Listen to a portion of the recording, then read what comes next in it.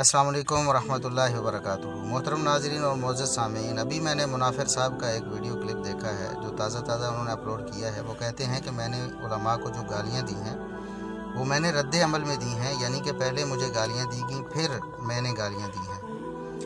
हम कहते हैं झूठों पर अल्लाह की लानत हो। मुनाफिर साहब, आप क़यामत तक साबित नहीं कर सकते। क्या आपने पूरी की पूरी लजना जिसमें 34 उलमाए किराम थे, जिनमें मुफ्ती जमात शेख अब्दुल सत्तार हम्माद हाफिज़हुल्लाह ताला और जिसमें शेख फजीलतुल शेख हाफिज़ मोहम्मद शरीफ हाफिज़हुल्लाह ताला, शेखुल मशाइख हाफिज़ मसूद आलम हाफिज़हुल्लाह ताला और दीगर किबार उलमा थे, आपने उनको नासबी और यजीदी लजना कहा है। आप मुझे बताएं कि क्या उन्होंने आपको पहले गाली दी थी जो आपने उन्हें नासबी और यजीदी कहा, और फिर क्या हाफिज़ अबू याहिया ने, मैंने और शेख गुलाम मुस्तफ़ा ज़हीर अमनपुरी हाफिज़हुल्लाह ताला ने आपको गालियां दी थी जो आपने मदरसे में जाकर हरामजादे और कंजर कहा? आपको शर्म आनी चाहिए झूठ बोलते हुए। आप अब झूठ बोलकर मीर साहब के पीछे भी नहीं छुप सकेंगे। प्रोफेसर साजिद मीर साहब हाफिज़हुल्लाह ताला को आपने झूठ बोला और आपने ये साबित करने की कोशिश की कि वो आपकी ताज़ियत करने के लिए आए थे।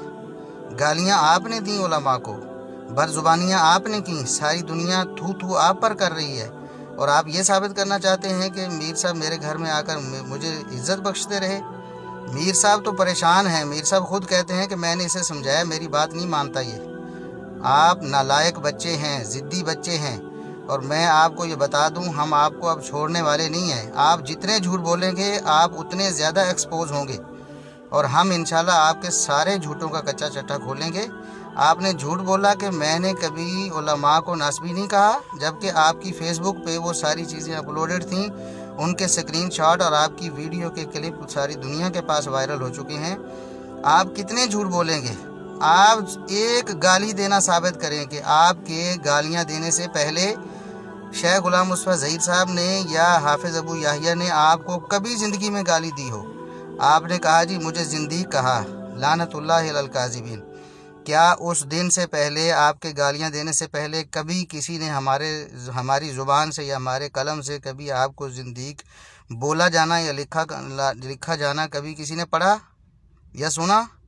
आप क्यों झूठ बोलते हैं? आप झूठ बोलकर अब छुप नहीं सकते हैं। हम इंशाल्लाह आपकी हकीकत लोगों के सामने वाज़ेह करते रहेंगे। आप अब तैयार रहें, हम इंशाल्लाह पीछे नहीं हटने वाले और जब तक आप किज़ब